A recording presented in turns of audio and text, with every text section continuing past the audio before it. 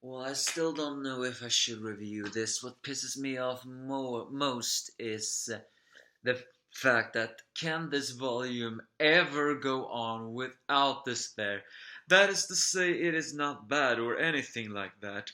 It's more of the fact that I cannot stand the fact that the bad guys are keep on winning. I know I actually had a feeling like this volume was gonna be one of enormous despair, but it's still very depressing to know that it is true. Yes, this is me, the Angry MFN, the Despair Reviewer. Although in case you haven't already known, I have said I am semi-retiring next year. So, but I will at least try to finish this review of it all. However, some other reviews will be on hiatus. And remember, again, a semi-retire doesn't mean a complete retire, but it does mean irregular uh, uploads more than usual. Yes, and this is RWBY Volume 7, Episode 6, A Night Off, a pure despair chapter, so to speak.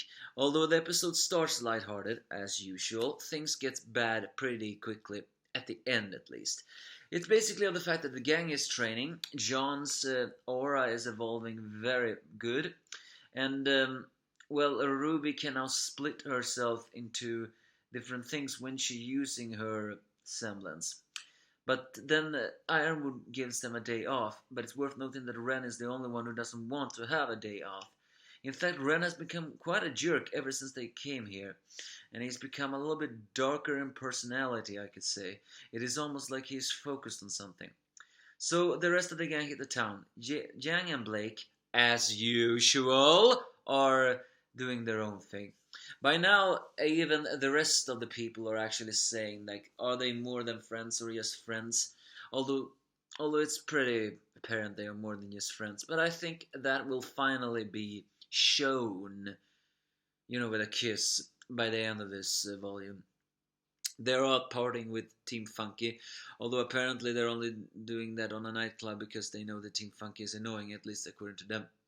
While John and Oscar are hitting the movies together with Wise, who doesn't want to be the third wheel, while Ruby, Nora, and Ren are going to a celebration party of Robin's in hopes of trying to befriend her. There they also meet Penny and Marrow, who is extra security, although it's very apparent that the happy huntresses are not happy that they are there. Robin truly believes that she wants to help Mantle, but she does not like Ironwood. Ironwood is keeping too many secrets, so it's no surprise that she doesn't like him. But it's still the fact that it's just the bad communication. And again, it shows that despite all of her law breaking and all that stuff, she truly cares about Mantle. And she also says something that is so very important that everyone seems to forget it.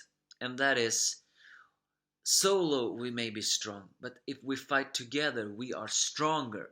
She is saying what I've always trying to say. They need to work together for real.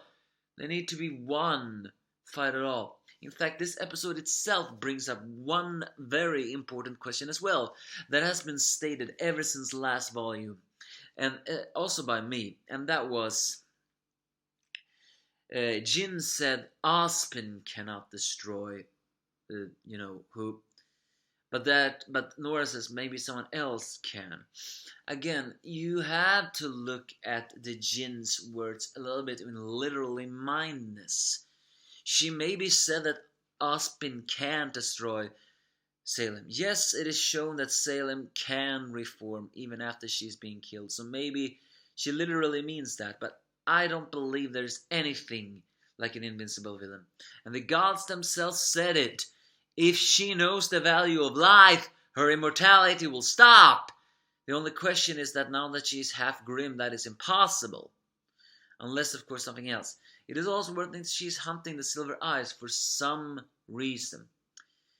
And on the celebration party, we do see the scene we have also wanted to see for a while. What is that? Well, it's finally Ren and Nora kissing, or more like Nora pulling Ren in for a kiss, saying that, why don't you talk to me?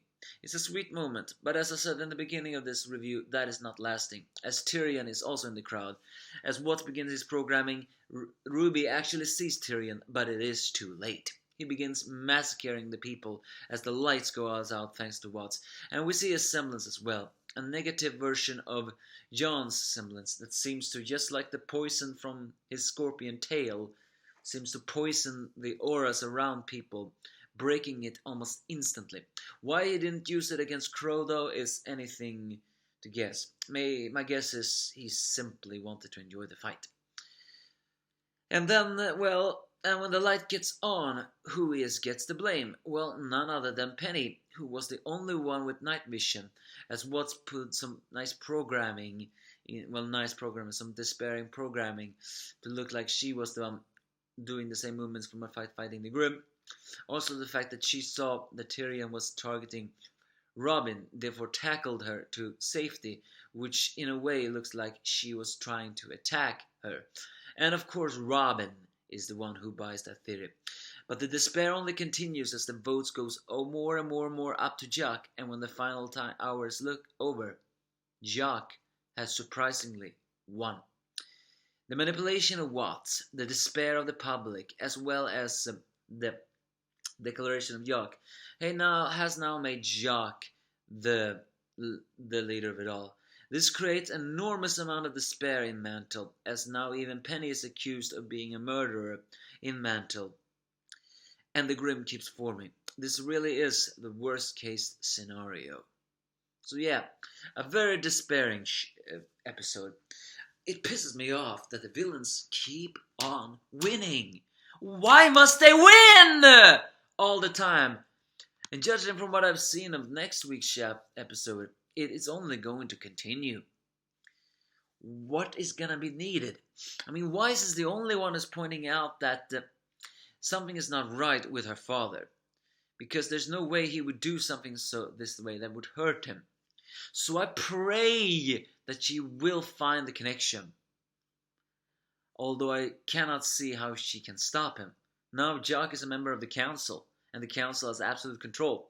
Now he is going to use that to take over Ironwood, therefore get more popular with the public since no one likes Ironwood anyway. Everything is going to hell. So give me your thoughts if you have any.